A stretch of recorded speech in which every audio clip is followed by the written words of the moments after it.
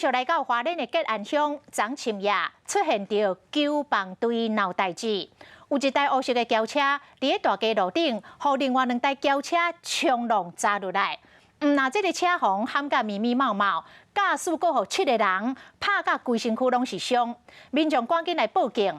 讲警方到场了后，这嫌犯明明都要伫现场，但是敢若登记资料就甲人放掉，这是互在场的家属真生气。 无法度接受。处理一下，不要生气哦。不要生气什么？人都照料了，你处理。我请你的，你处理甲人了。伤者家属赶去现场，真不满，原来因的亲人伫超商外口，互拍甲规身躯拢是花。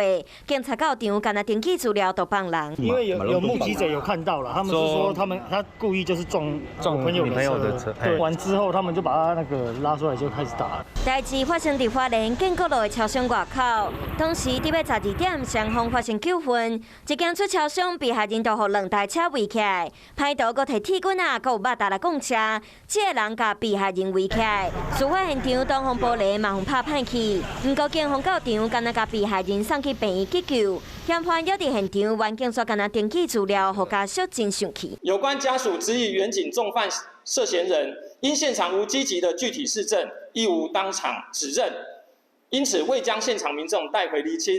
本案远警处理过程有无疏失，目前已展开调查，如无有违失，将依法就责。被害人优先性送去病院了后，头壳佮有手拢有着伤，好佳在无性命的危险。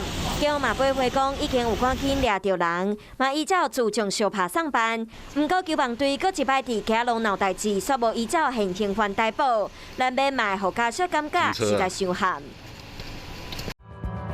想要获取更多新闻资讯，想要看到主播最新的动态，赶快订阅华视 YouTube 频道。